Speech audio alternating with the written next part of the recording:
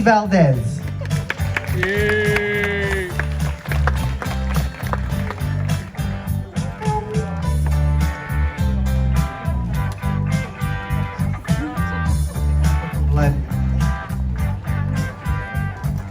Hi, everyone. Thank you so much for being here today. I am Emily Valdez. As you heard, I am a psychic medium, an eclectic witch, and I am the owner and founder of the Witch Project. I'm here today to talk to you about using mediumship in paranormal investigations and the most effective ways to do that. So, a little bit about me and my own journey as a medium. I did not realize that I had abilities until I was an adult.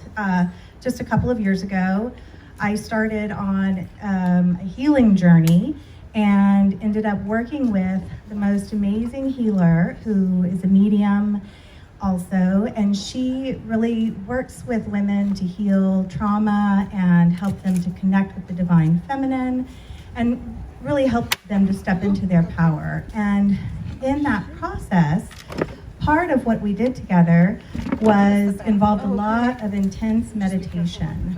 For the first 2 weeks I was working with her, every 2 hours during the day, I would stop what I was doing and meditate. And I was also taking sea salt baths every day to help pull the negativity out and just reset my system. And it was during this time that I started receiving messages. And at first, I did not really understand them. I was a little thrown off by it all and a little freaked out. But once I started confirming with people that these were actually messages that were coming through from departed loved ones, and I started working with my healer on developing my abilities, I really discovered what a blessing it is. And it's just been profoundly life-changing for myself, but then also for the people that I get to work with, because anyone who has gone through grief knows how hard that process is. And when you are then able to connect with a loved one who you are grieving, it really offers so much healing. And so that's been such an amazing thing for me, and I knew that it's something that I wanted to share with others and to help others be able to tap into as well. So the reason I'm sharing this is because it was later in life for me. I want to make sure that everyone understands that we are all born with psychic ability. We all have these gifts, and you'll see it in small children frequently. We just tend to turn them off as we get older. Our society is not really one that embraces or encourages these things. So a lot of times, people don't discover them until they're older, or they might not ever. But that doesn't mean they're not there. They are right there under the surface. So I'd like to know, first of all, how many people in the audience consider themselves and use and practice their gifts as mediumship, psychic, any of those things, empaths? Okay, great, a few people. That's awesome. How many of you don't consider yourself that, but might be a little curious to see, well, maybe if I knew the right way to do it, maybe I could do that. Right? It'd be kind of a cool thing. It is really a neat thing. So I'm going to tell you a few steps that you can take to work on that if you're interested in practicing it. And then we'll start talking about how you can use it in paranormal investigations. The first thing I recommend, like I said, which was so important for me, and I believe it's important for anyone who uses these gifts, is taking on a daily practice of meditation. It is really, really essential to be able to bring in your energy, settle it into your body, ground it down into the earth, clear your mind, and really have that time where you block out the outside world and you turn inward, and you're able to really connect with spirit and start being very aware of your body, how your body processes energy, and how you can connect with spirit. And then that's the next step, is to really form that connection with your spirit guides and your ancestors, because they are the ones who are going to kind of hold your hand through this experience. They're the ones who are going to help you interpret the messages They are the ones who are going to help you know when something is maybe not in your best interest and it's time to back away from it. They're going to offer you that layer of protection when it comes to dealing with things in the spirit world. So forming that bond with your guides and your ancestors is very important. Also then, you're going to really want to try to take some time to learn about how you process energy in your body and how you connect to energy in the physical world. We are all made up of energy. At our core, everything is just energy. I am, this stand is, everything. So knowing how that energy feels, knowing how it feels when everything is good and you're coming from a place of love and how everything feels good in your body, knowing how it feels when things aren't going so good and there's some fear involved or some ugly stuff in there. And then also recognizing how outside energy can affect you. The more you can become familiar with that and feel into that, the easier it will be for you to recognize when the energy changes, when there is different energy in a room, when there are spirits around. So learning about energy, there are so many books, YouTube videos, there's so much you can do to learn about how you're processing energy and how you interact with energy in the physical world that will be very, very helpful on this journey for you. The other thing is it's going to be really important for you to practice. Just like with any other skill, if you really want to develop it and expand it, it's going to take some practice. It's going to need to be kind of a part of your regular everyday life. The more you can read about it, the more you can learn about it, the better it will be. There are so many different ways, different techniques that people use to tap into their abilities and to use their abilities. It's important for you to find the ones that work best for you because everyone is different. And so that's where that practice is going to come in. It's going to be a lot of try this, oh, that's not really working for me, try that. But eventually you'll find something that fits. So, and I like I said, this is about 2 years ago that I started this journey, and I am still learning and growing every day. But you can do it too, without a problem, I promise. So the other piece to that is learning how to recognize what areas of psychic ability are your strong points. There are many different areas. We're going to kind of touch on the top 4, and we call these the clairs because clair means clear, and so we have clairvoyance, which is clear seeing, and that's when you can receive images in your mind, or some people can even see in the physical world, can see spirit. So that's clairvoyance. There's clairaudience, which is clear hearing. This is when you can receive auditory messages. And I can give you kind of an example of that, of an experience that I've had. I said growing up, I never felt like I was psychic or received messages. However, once I became an adult and started going down this journey, I was able to look back on times when I was younger. And I can remember as a kid laying in my bed at night, as a teenager laying in my bed at night, and it sounded like there was maybe a TV on in another room, or kind of a low murmured conversation happening in the distance. Sometimes it would be a song that seemed like it was playing in a distance. But the whole house was asleep. There were no TVs on, there were no radios, and we lived out in the country. So it's not like there was people around us where I would be hearing this. And this happened like once a week. It was a very frequent thing. And I blew it off and thought I just had like kind of messed up hearing or something. But now that I have really been able to experience some of these things as an adult, I can now look back and see, oh, those were clairaudient experiences. So that could be something that you have experienced and just not recognized it as one of your abilities. So that's something to think about. So after clairaudience, then we'll talk about clairsentience, which is clear feeling. This is where a lot of those empath things come in, where you can actually feel other energy, and you can feel how it affects you, you can feel how it affects the space, but also other things such as smells. Sometimes when we're having an encounter with a spirit, We might smell a woman's perfume or smell cigarette smoke when there's no one around and hasn't been. That would be an example of clear sentience. And then the last one we're going to talk about is clear cognizance. And that's clear thinking. That's receiving messages. Telepathy falls in this category. And that's when you sometimes you just receive something in your mind and you just know it for sure. Like, I know that. A little example I can give you guys was back in January of 2020, when I saw on the news, they were talking about this virus happening in China, and I knew right away. It just landed right in my head, and I knew this is coming here, and we need to go buy toilet paper and other stuff because we're not going to be able to get this stuff. And I went to school the next day, I went to work, I told all my teacher friends, I was like, guys, I don't know if y'all been seeing this on the news, there's this virus thing happening in China, and y'all need to go start buying toilet paper. I'm stocking up, it's gonna come here, and we're not gonna be able to get it, and you need to go start getting stuff. And they were like, girl, you're crazy. And guess who didn't have to buy toilet paper until May?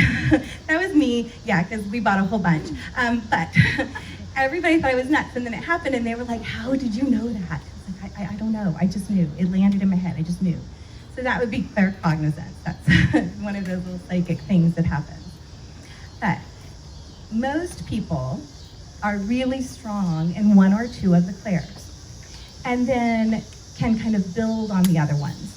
Some people have easy access to all of them. So as you are going down this journey, seeing about opening your own gifts, it's good to identify which of the clairs you are the strongest in and work with those first. Those are going to come the most naturally to you. So start working with those, and you'll probably find more success more quickly when you do that. Okay, now,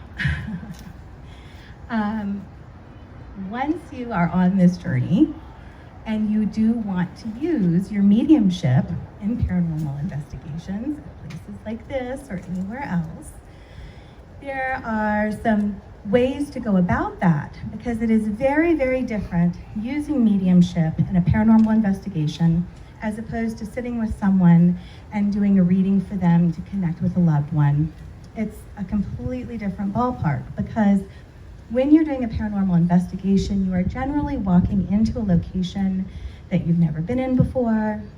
Frequently, these places are older, historic places, so there are years and years and years of history there, hundreds of people who have come and gone, if it's a business especially, but even with homes. Frequently, there's multiple families that have lived there, so you can easily walk in and start getting hit with a lot of information at once, from different decades, different families, different people, and it can be a lot to try to sort through some of the stuff that you're getting.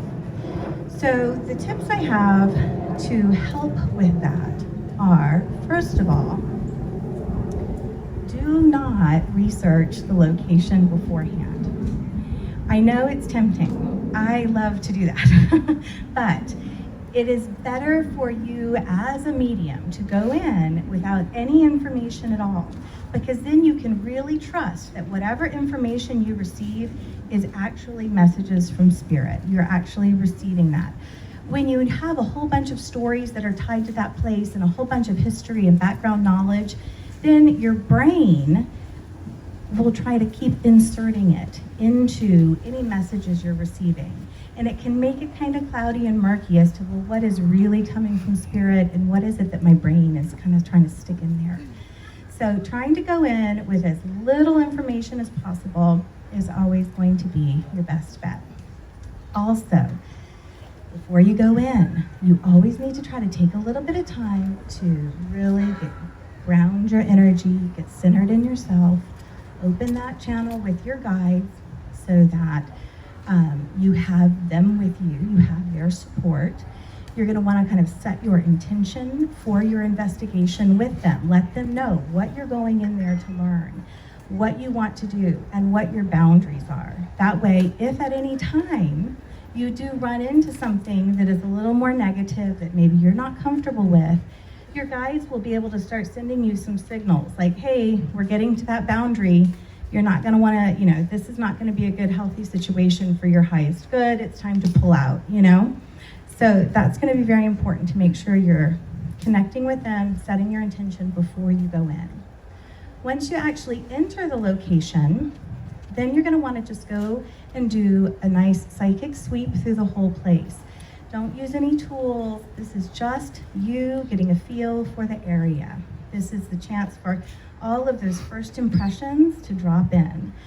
So let your intuition guide you. If you're feeling directed to go towards one room or the other, follow that. Go stand in the room.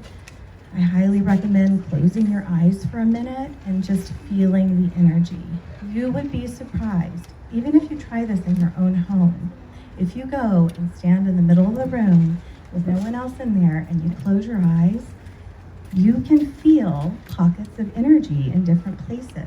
And it's like, oh, there's something over there. It almost feels like there's a person there. You'll kind of start to recognize that energy, what it feels like when there's someone in the room with you. And as you're doing this, you want to make sure that you say everything that you see or feel. Anything that pops into your head, say it out loud. Any physical sensations you're having in your body, say them out loud. If you have paper and pencil to write them down to help you remember, even better. Because a lot of times we receive information that seems ridiculous. It doesn't make any sense at all. And it's like, oh, why would I even say that? But then later down the line, when we're actually going through the process of validating the information and researching, you can start to make connections. I was doing a psychometry reading with a woman once, and as I was doing it, I was writing this stuff down. I was like, this makes no sense. She is going to think I'm cuckoo. None of this is any good. I'm a big old failure at this. That's what I felt like. And then I was talking to her, and she was like, oh my gosh, how did you get all of that? And she started telling me the story about the object. And all of these weird random things I wrote down tied directly into what that object was and the story that went with it. So it's so important to always say everything. If you've got a team around you, share with them. Okay. Then, once you've done that, then you can generally recognize the areas that need a little more attention, where you're really feeling heavy energy, where you're really feeling some activity. So then you're going to go in, and this is the time when you can start breaking out some other tools. You can do a little psychometry like I just talked about. You can do some automatic writing. If you like to work with pendulum and you can do some communication with pendulum, you can do that. But that would be the time to go in then and gather some extra information, more details. And then you're going to go ahead and clear out. Before you leave the property, you want to make sure you ground your energy again, cleanse out your energy so you're leaving everything behind. You don't want to take anything with you. Make sure you're just in your energy and everything else is behind. And then exit and go ahead and do the research. Get together with your team, whoever you're working with, and start trying to validate any information you gathered. And then at that point, you can generally start putting together a pretty good story and get a good idea of what's going on. Because that's why we usually do paranormal investigations, to figure out, is the place haunted? Who's haunting it? Why they're haunting it? Is the energy there really negative and needs to go? Or is this just like a friendly ghost that can hang out, no problem? It just, happens to like a little bit of attention. And you can usually start to do that once you've gathered the information, you bring in the facts from history, and start creating that story that goes with it. So that's kind of how you want to approach a paranormal investigation from the standpoint of a medium.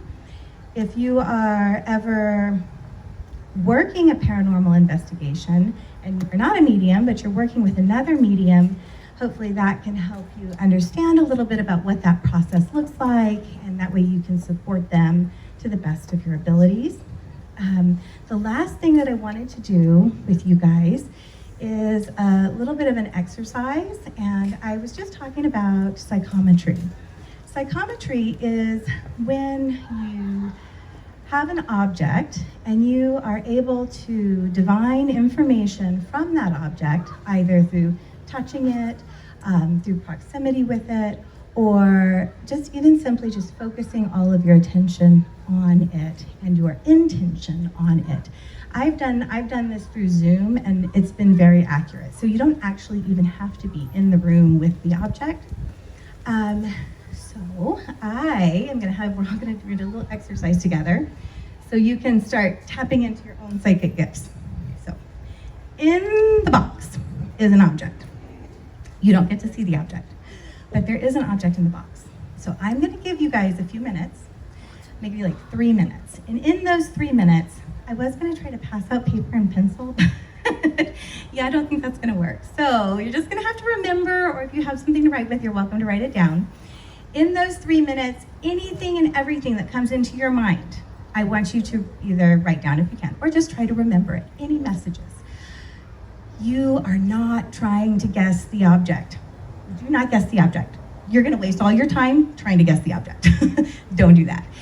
Just see what kind of images and impressions come through when you have focused all of your intention and attention on whatever object happens to be in the box. So before we start that though, we're gonna do just a really short little grounding exercise with our energy to get everybody centered. And I just ask that during those little 3 minutes, if you'll just, be quiet and not chit chat with your neighbor. That way we're like really kind of respecting everybody around who's really, really wanting to like get into it and practice it. Okay, so I'm gonna put this down for just a sec. So for this little grounding exercise, I'm sure some of you probably meditate and are very good at this, and some of you might not. This might be a new experience, so maybe this will be helpful for you as well. What we're gonna do to start this, it's always good to start with some nice, good, steady breathing. This is also an excellent way to fall asleep at night if you are having trouble getting to sleep. And we're gonna breathe in on a count of 4, and then we're gonna hold it for 4, and then we'll breathe out for 4, hold it out for 4, breathe in 4 again, so we're like making a square. And we're gonna do that just a few times, and that's gonna really regulate your breathing. It's gonna bring all of your energy into your body to where you're really focused inward. And then I'm gonna kind of help walk you through grounding your energy, aligning your chakras and getting you nice and grounded. And then you'll be ready to really focus on what's in the box. All right, so let's start. Everybody close your eyes if you want to. And let's breathe in, 2, 3, 4, hold it, 2, 3, 4, out, 2, 3, 4, hold it, 2, 3, 4, in, 2, 3, 4, hold it, 2, 3, 4, out, 2, 3, 4, hold it, 2, 3, 4, one more time, in, 2, 3, 4, hold it, 2, 3, 4, out, 2, 3, 4, hold it, 2, 3, 4. Now, I want you to envision a beautiful beam of bright energy flowing right into the top of your head, right at your crown. That's your crown chakra right there. This beautiful energy flowing from the heavens above, pouring into the top of your head through your crown. As it flows into your crown, it's going to move down into your third eye chakra, which is right in your forehead area, right in the middle of your head, behind your forehead. And it's going to open that third eye up, getting you ready to receive information. And then I invite you to envision that beautiful stream of bright energy flowing right down through your throat, opening up your throat chakra. Allow it to move down then into your heart space, filling it with beautiful, loving, warm energy. And as it moves even farther down your body into your stomach area, your solar plexus chakra, it lights it up and fills it beautiful yellow color. And it continues to move down your body into your sacral chakra, which is around your pelvic area. That's your creative base. And it flows down into your root chakra, which is around your tailbone. And then it's going to flow right out of your body and push down into the earth. I want you to envision it going through the dirt, all the layers of bedrock, down into the lava, all the way down to the core, where it's going to plant roots deep in the core of the earth. Now your energy is grounded. Set the intention that you're going to receive messages regarding the item in the box. All right, now, if you want to, you can open your eyes and look at the box, or you can just keep your eyes closed and just know that the box is here with an item in it, and it is ready for you to decide what is going on with this item. I'm going to stay quiet while you guys do this for just a few minutes, and just remember any thoughts that come into your mind.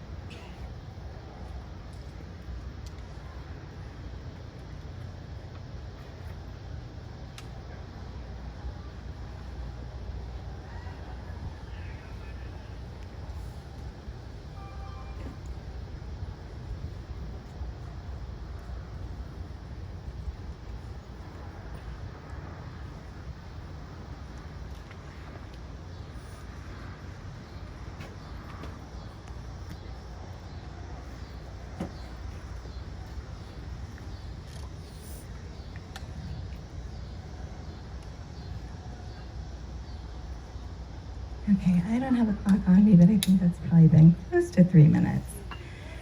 So, let's see what it is. Now again, you did not need to guess what it was. So I'm going to show you what it is, and then I'm going to tell you kind of the story that goes with it.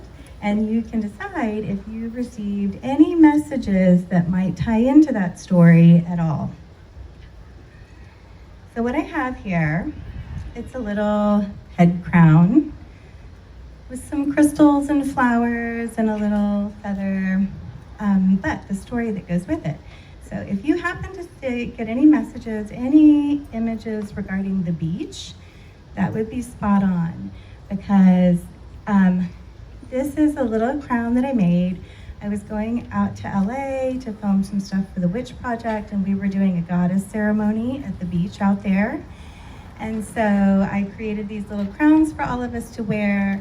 It was one of the most memorable and amazing experiences of my life. It was very much, if you received anything regarding love and joy and women coming together, time at the beach, goddess stuff, magic, travel, new experiences, expansion, growth, any of that stuff, that would all tie into this.